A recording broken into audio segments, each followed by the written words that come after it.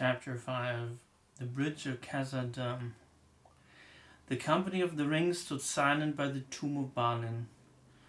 Frodo thought of Bilbo and his long friendship with the dwarf, and of Balin's visit to the Shire long ago.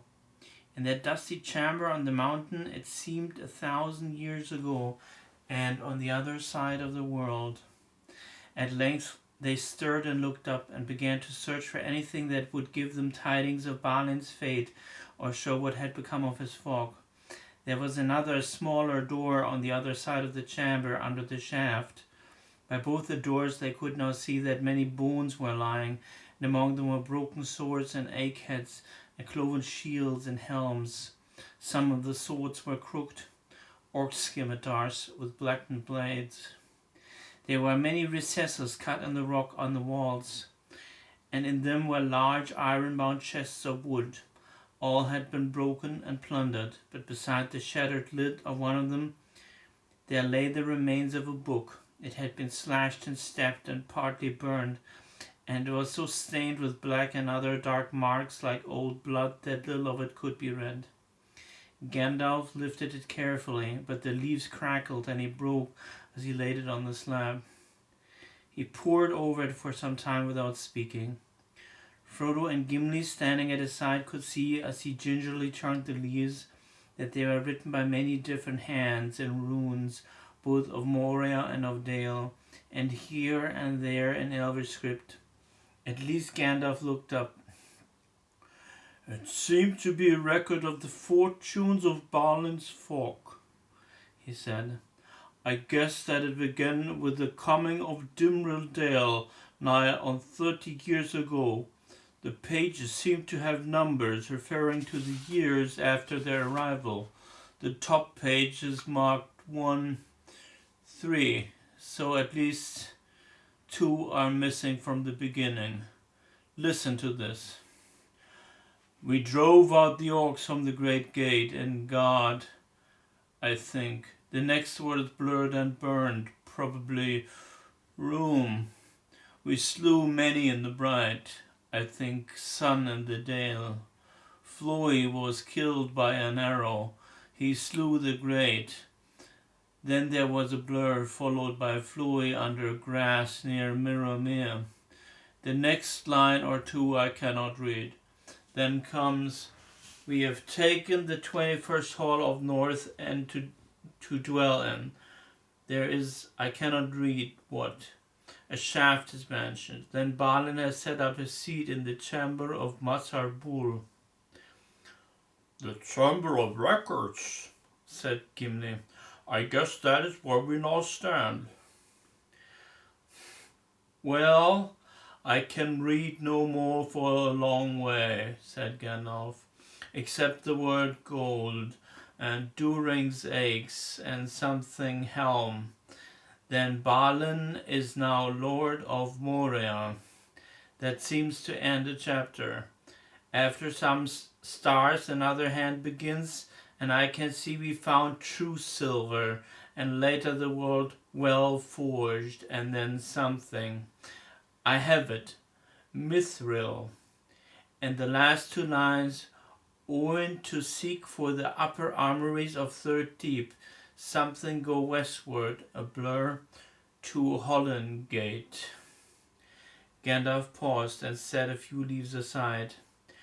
"There are several pages of the same sort, rather hastily written and much damaged," he said, "but I can make little of them in the light.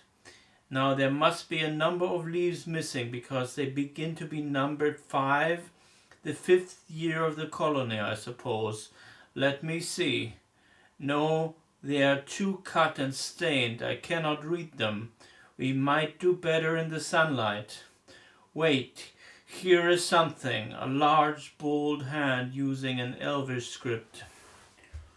"That would be Ori's hand," said Gimli, looking over the wizard's arm. "He could write well and speedily, and often used the Elvish characters."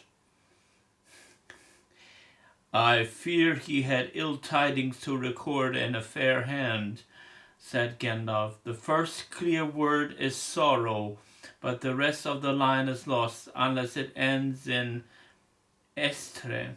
Yes, it must be yestre, followed by day being the 10th of November.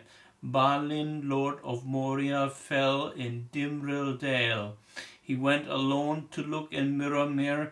An orc shot him from behind a stone. We slew the orc, but many more. Up from the east, up the Silver Lode. The remainder of the page is so blurred that I can hardly make anything out. But I think I can read, we have barred the gates, and then can hold them long if, and then perhaps horrible and suffer. Poor Balin. He seems to have kept the title that he took for less than 5 years. I wonder what happened afterwards, but there is no time to puzzle out the last few pages. Here's the last page of all. He paused and sighed. It is a grim reading, he said. I fear their end was cruel. Listen, we cannot get out. We cannot get out. They have taken the bridge in Second Hall. Frar and Loni and Nali fell there. Then there are 4 lines smeared so that I can only read when 5 days ago. The last lines run, the pool is up to the wall at Westgate. The watcher in the water took Owen. We cannot get out. The end comes, and then drums. Drums in the deep. I wonder what that means. The last thing written is a trailing scrawl of elf letters. They are coming. There is nothing more. Gandalf paused and stood in silent thought. A sudden dread and horror of the chamber fell on the company. We cannot get out, muttered Gimli. It was well for us that the pool had sunk a little and that the watcher was sleeping down at the southern end. Gandalf raised his head and looked around. There seemed to have made at least a last stand by both doors, he said, but there were not many left by that time. So ended the attempt to retake Moria. It was valiant but foolish. The time is not come yet. Now I fear we must say farewell to Balin, son of Fundin. Here he must lie in the halls of his fathers. We will take this book, the Book of Matarbul, and look at it more closely later. You had better keep it, Gimli, and take it back to Dain if you get a chance. It will interest him, so it will grieve him deeply. Come, let us go. The morning is passing. Which way shall we go? Asked Boromir. Back to the hall, answered Gandalf. But our visit to this room has not been in vain. I now know where we are. This must be, as Gimli says, the chamber of Matarbul, and the hall must be the 21st of the north end. Therefore we should leave by the eastern arch of the hall, and bear right and south, and go downwards. The 21st hall should be on the 7th level, that is 6 above the level of the gates.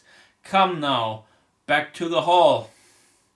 Gandalf had hardly spoken those words when there came a great noise, a rolling boom that seemed to come from the depths far below and to tremble on the stone at their feet. They sprang towards the door in alarm. Doom, doom. It rolled again, as if huge hands were turning the very caverns of Moria into a vast drum. Then there came an echoing blast. A great horn was blown in the hall, and answering horns and harsh cries were heard further off. There was hurrying sound of many feet. "They are coming!" cried Legolas. We cannot get out," said Gimli. "Trapped!" cried Gandalf. "Why did I delay? Here we are, caught just as they were before, but I was not here then. We will see what." Doom, doom, came the drumbeat, and the walls shook. "Slam the doors and wedge them," shouted Aragorn. "And keep your packs on as long as you can. We may get a chance to cut our way out yet."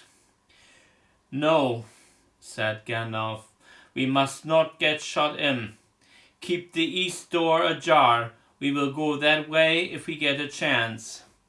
Another harsh horn call and shrill cries rang out. Feet were coming down the corridor. There was a ring and clatter as the company drew their swords.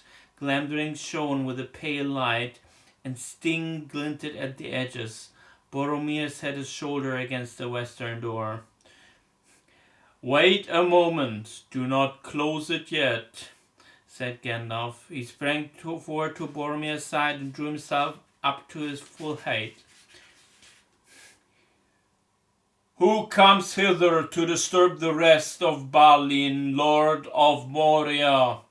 He cried in a loud voice. There was a rush of hoarse laughter, like the fall of sliding stones into a pit. Among the clamor, a deep voice was raised in command. Doom, doom, doom, went the drums in the deep. With a quick movement, Gandalf stepped before the narrow opening of the door and thrust forward his staff. There was a flashing, dazzling light that lit the chamber and the passage outside. For an instant the wizard looked out. Arrows whined and whistled down the corridor as he sprang back. There are orcs, very many of them, he said, and some are large and evil, black uruks of Mordor. For the moment they are hanging back, but there is something else there. A great cave troll, I think, or more than one. There is no hope of escape that way. And no hope at all if they come at the other door as well, said Boromir. There is no sound outside here yet, said Aragorn, who was standing by the eastern door listening. The passage on this side plunges straight down a stair. It plainly does not lead back towards the hall, but it is no good flying blindly this way with the pursuit just behind. We cannot block the door. Its key is gone and the lock is broken, and it opens inwards. We must do something to delay the enemy first. We will make them fear the chamber of Masarbul, he said grimly, feeling the edge of his sword. Anduril.